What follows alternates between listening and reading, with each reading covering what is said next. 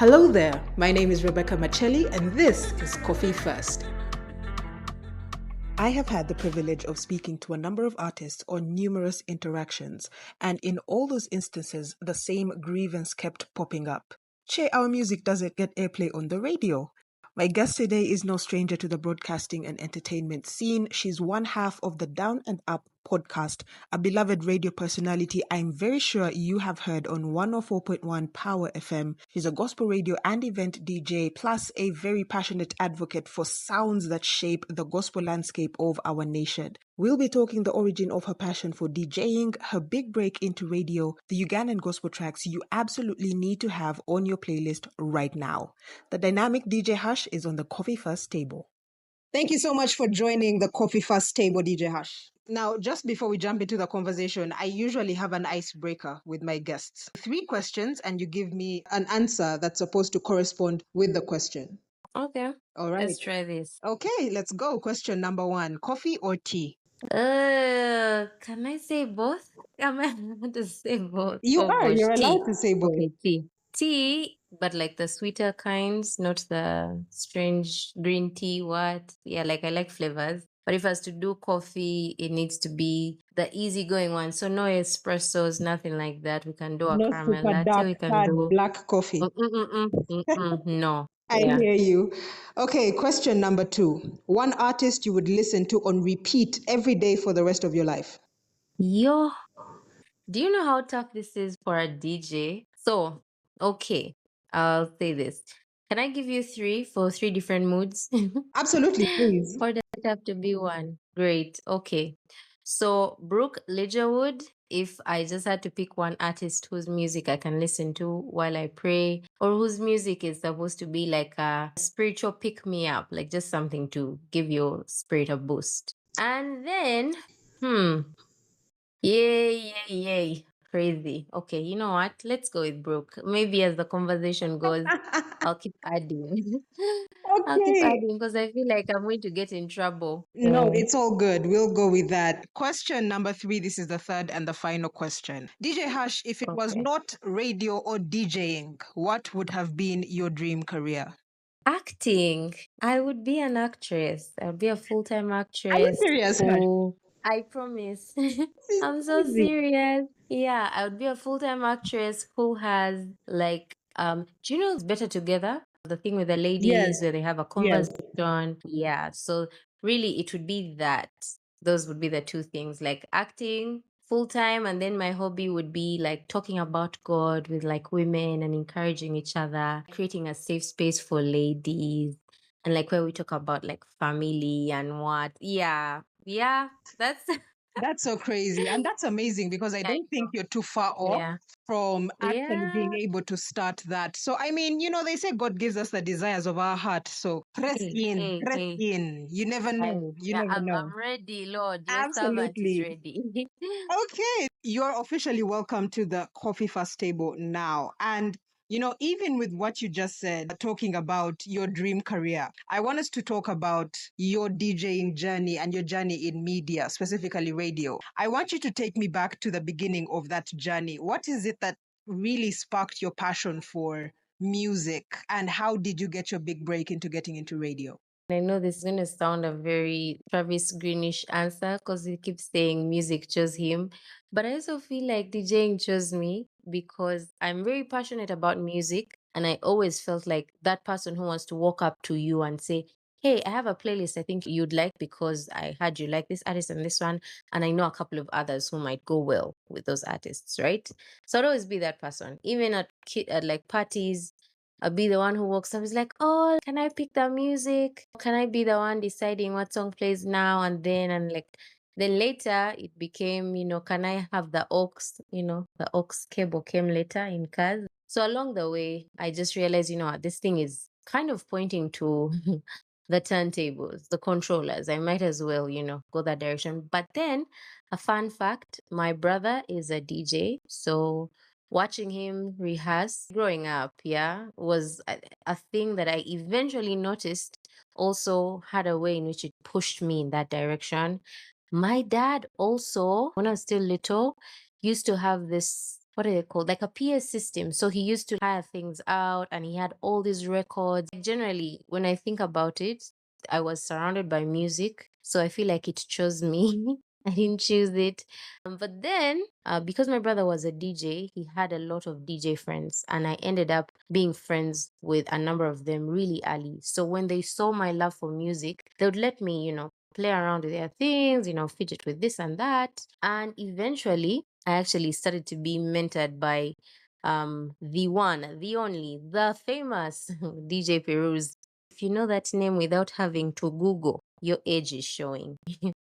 Now, about radio, I did graduate with a Bachelor of Arts in Mass Communication, but the dream was always to stay behind the scenes. So everyone would always ask, "Oh, are you heading towards TV? Looks like you are." I'd be like, "No, radio is the dream."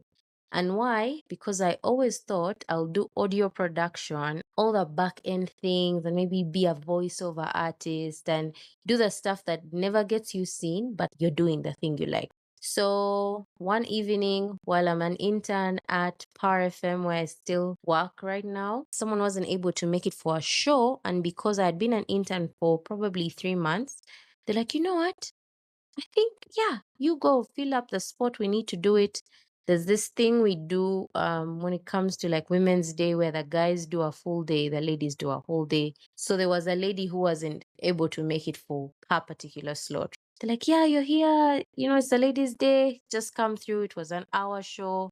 I was fumbling, I was fidgeting, and now I get on as a presenter, but that's not what I wanted. Initially, when I would get on air, it would always be that, I'm allowed to play one or two songs, because my DJ friends are playing, and I'll just sneak out of studio and let it be. But now here I was being put at the place to use my voice. And then the next day they're like, oh, you didn't do so bad. So this is what we're going to do.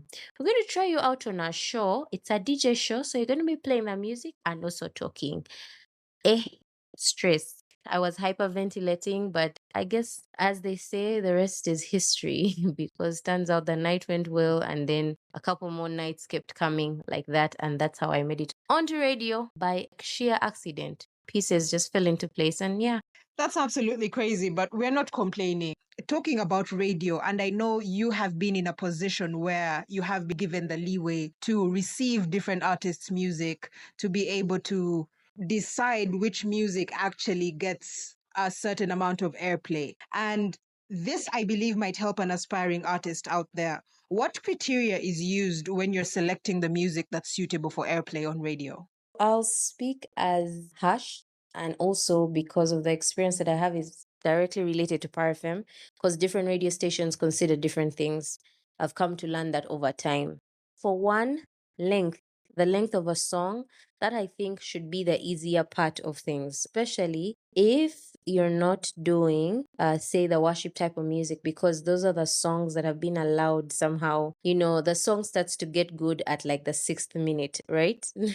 That's when you're starting to actually pray. Yeah, you're going deeper just at minute 6. But beyond that, a typical song that would qualify for radio, anywhere below 4 minutes. If you're close to 3 minutes, you're good. I mean, even the big wigs out there still do, the long version. And then when you check on their channel, on their pages, on the different streaming platforms, they even have a radio version. Yeah, so that they know for a fact if their song is to get into radio rotation, the shorter one can do that. Then another thing that a couple of artists don't really take into consideration is lyrical content. That is really, really, really key because I've been in a space where it is almost impossible to play the type of music that people call bubblegum. It's not really saying much. It's just Right.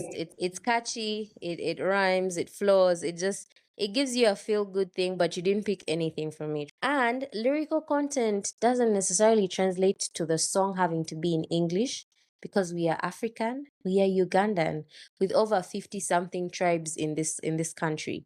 So if you can articulate what you're saying in a local language and it comes across clearly, and because I'm a Christian working for a Christian radio station and it's doctrinally sound, by all means, why wouldn't we play the song, right? Another one is production. Now, this one, I might need a day to get into it. Production just simply means that your song has been put together well, it's mastered well, it sounds good, it can be played back to back or sandwiched with some really, really classic songs. And I'm saying that because a friend of mine used to work at the station, used to say one of the things that would hinder them from adding certain songs into rotation, especially from the local artists here in Uganda, is that imagine coming from, say, CC Winans to Lecrae, then the artist's song, then go to For King and Country.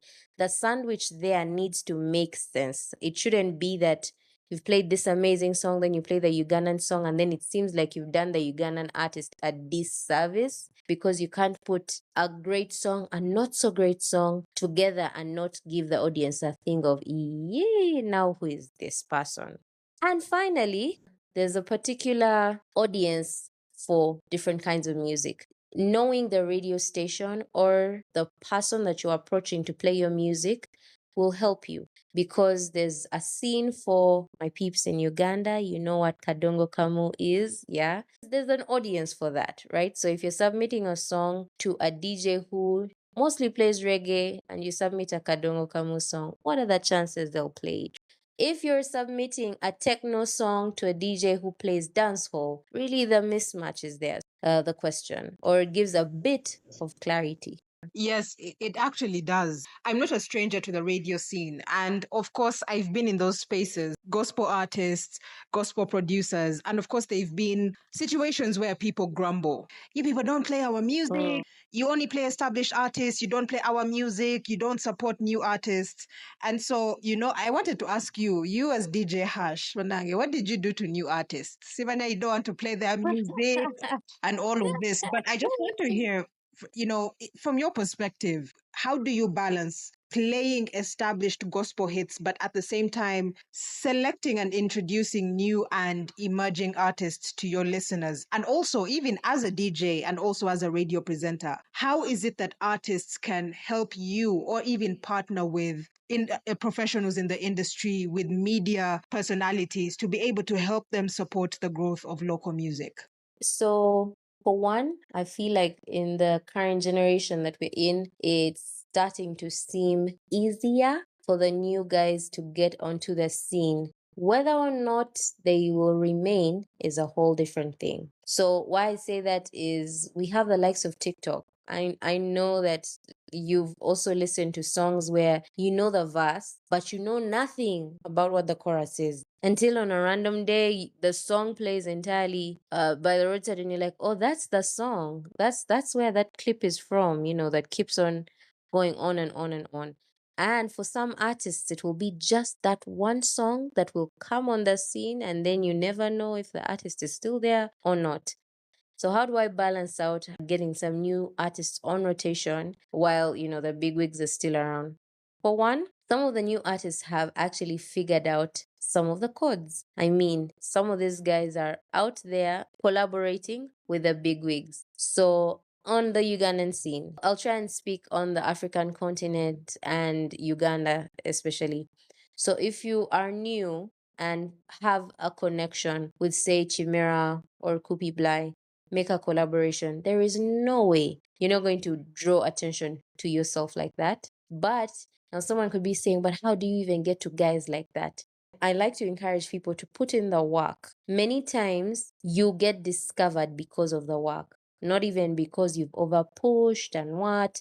I was once having a chat with an artist and he was saying, sometimes it feels like some artists have to work harder than others and others just have it easy. I said that's what it looks like. But in the background, the guys who are not working as much in the foreground, it's because they've put in more work in the background. Where, let's say, you get this song played at a party once, and everyone's just like, man, what song is that? What song is that? Hey, let me Shazam that. Let me get that. Let me add that to my playlist. You listen to a song once and the quality strikes you at a go. So for the new artists, what I normally do, my email has always been available, for sending music, and I love listening to the new stuff. I thank God for platforms and streaming, avenues like Spotify has a sick algorithm. If you play one song by Chimera and you go find the song's radio, that's what it's called, it will pull out artists that make similar sounding music as that.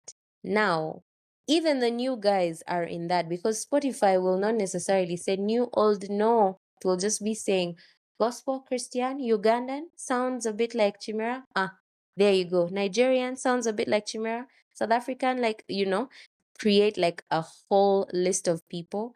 And just like that, you've been thrown into a pool full of all these other amazing people. So I'm actually very, very big on discovering artists. I'll admit I'm more biased when it comes to discovering ladies. I can spend hours and hours on end looking for, female artists, because I feel like the industry is not saturated enough yet.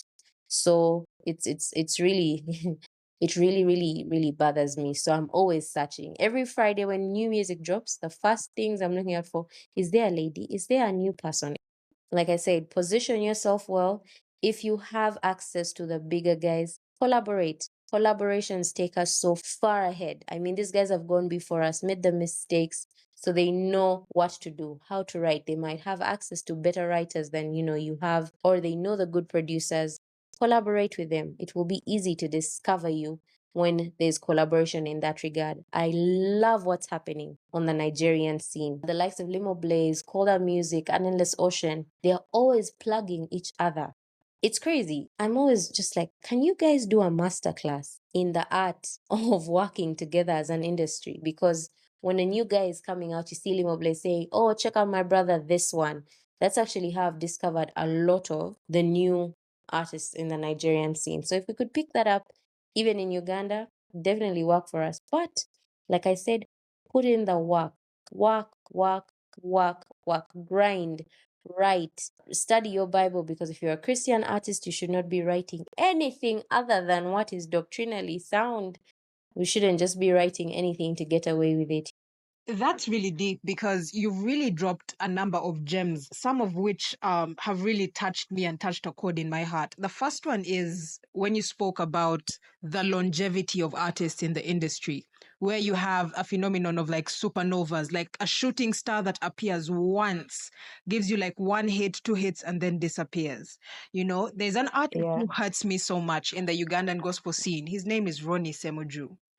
Ronnie Yo. Semuju had two hit songs, two potential number one hit songs in a year. And when I traveled to Nairobi, I was trying to tell, guys over there, they were asking me, can you tell us about Ugandan gospel music? And of course, I was dropping the usuals, Levixon, Kopi Bly, Yeah. this and that. And then I said, but you guys need to hear a guy called Ronnie Semuju. And so I think it was like on two radio stations I went to, I asked them to have Ronnie's music played during my interview off of YouTube. And they were like, whoa, like, who is this guy? Like, they got to his social media, like, they couldn't see. What I'm trying to say is, I don't think artists put in or invest into their craft enough to be visible, to Yeah. be found. I just want you very quickly to share, what are five of your favorite local gospel songs right now? Real quick, off the top of my head, at number one on my Spotify Wrapped last year was actually a Ugandan song. Even if I gave you money, you would not be able to guess it. Nkumanye by Bunjoville UG. Such beautiful production, beautiful lyrical content. I can relate with the song. Anyway, so many things. Second on that list, I definitely have to hand it to Chimera with Pray. What a powerful song, man. Some people are taking this thing of making music seriously. I feel like, that thing people say, the man's rent was due, and so he went to the studio. Yeah, he said, today I must leave with a full bag. And that's what he did. Right after that, I will throw in the collective UG with Let Go. Anna Makula has a song called Take It All. Bro, she wrote it, she produced it. This gentleman said that we must give you a party, and that is what they did. Formula by Fortune Spice and Kajambia. Powerful stuff. Beautifully written, can get you dancing. They are who they think they are. Anyway, and of course, I can't leave Kupi Bly off this list. I could say 4 songs, but just because it's the one that's coming to my mind right now, I'll say No God. And finally, coming in from Wake, Mwana Weka, he has a version of his song Mukagwa Wange, which is a song he wrote for his mom. She passed away. So just a song that means my friend. I prefer the version that he did with Bunjaville UG. Yeah, that's the list. It's a little bit more than 5, but when you listen to the songs, it's about production, it's about the delivery, it's about the intentionality. Each of those artists I've mentioned is putting in the work, clearly putting in the work, putting in that time, and ensuring that they're doing more than just hitting the studio, like you said. And maybe just to add to the points I was saying earlier for the upcoming artists, we can only try so hard to discover you, but if you deliberately choose to put yourself out there, then you make it easy for the algorithm, but also the human beings to discover you. Yeah, because I could search and search, but if there's nothing to find, I won't find it. Fantastic. Just in case you didn't know, that is the list of Ugandan artists and Ugandan songs that you need to be looking for right now on Spotify. Just to give you your flowers, thank you for paving the way, ma'am. Shout out to DJ Peruz. Shout out to DJ Yeah, Steph, of course. Now, DJ Hush, you have slowly evolved into Uganda, or can I say Kampala's favorite wedding DJ. Just yeah. before we close off the episode, where can people contact you if they want to have the wedding of a lifetime? So I'm on Instagram and on X, or should I call it Twitter? My email is in there. That's where I take all official bookings, djhm@gmail.com. But also, if you just send me a DM on either one of those platforms, I'll be happy to give you the night of your life, a night to remember. I like to, make it a little holy and romantic. Like, let's bring the two together. Yeah, marriage is of God. We can do it. I love to hear it. And of course, if you are an upcoming artist, DJ Hush loves receiving music, so you can as well forward your Please. music to her email as well. Who knows, you could be the next Spotify cover for Ugandan gospel music. Finally, just as we put a pretty little bow to this conversation and close up, DJ Hush, somebody's listening to this and saying, you know what? I see what Hush is doing. I believe I can do it. Or maybe they're like an artist who's maybe stuck, who's maybe dealing with some sort of fear or maybe some sort of doubt. And they're looking for that encouragement, that motivation to take up their space in the entertainment scene, in the gospel industry. What is a word of encouragement that you have to that person, be it a DJ, be it an artist who is listening to you right now? Okay, so first of all, I'd like to say your art is not who you are. You are who God says you are. So the things that you're creating, the things that you're trying to attain, do not define you. God already said in His word that you are chosen, you are loved, He sees you. So we need to first put that aside. Yeah, I believe that as creatives, we struggle identifying with our art, identifying with our craft, and saying that if I had a bad performance, it means I'm no longer good enough, or it's saying something to me. So if you are trying to get onto the scene as a DJ, as an artist, as a dancer, whatever it is, I just request that you find yourself in God. Allow God to tell you who you are. Because then when you come out of your bedroom rehearsal, when you finally say, you know what, I need the world to see me, to get to know who I am, to get to hear my craft, to interact with everything that I'm making, that if they do not like what you're putting forward, it does not then speak to who you are as a person. So get that right. Second, put in the work. Child of God, it's very painful to see, when people are talking about the gospel industry, especially in Uganda, the words are, it's mediocre, it's not that good. Our events are, our events will be disorganized, they won't start on time, or they'll promise you this and give you that. I'm asking you, as a child of God, to represent the one who sent you because he's an excellent God. He desires that we give him the very best. So while we represent him, may we always remember to give him the very best. What does that mean? Put in the work. If you're an artist, you need to learn how to write some songs, get around artists who you like the music that they've written. If you can't have any in your reach, we thank God for the internet. Yeah, we're able to research and reach artists who are even far beyond us. So you can listen to some nicely written songs, get some inspiration, pray about the music that you're writing, pray about the things that you're producing. Look out for artists who have done good things. Some of these guys are reachable, some maybe not, but if you can reach one, hey, reach out and ask a question or two. The third and final one, define your why. And I do hope your why has God in it. I hope that the why is actually God giving you reason why you're doing everything. Okay? When you find your why, you're able to do things, with a clear mind, not for money. Because if the why is the money, hey, you will realize quickly that this industry is about to spit you out. The money is the reason that you're in it. Yeah, it will be real quick and you'll be on the side. But just find your why and stick with it. Stick with it. If your why is to make sure that there's a better sound in the industry, then put your best foot forward. If your why is just so that you can have your songs heard, do that as well. If your why is to encourage a girl out there, come on, come through.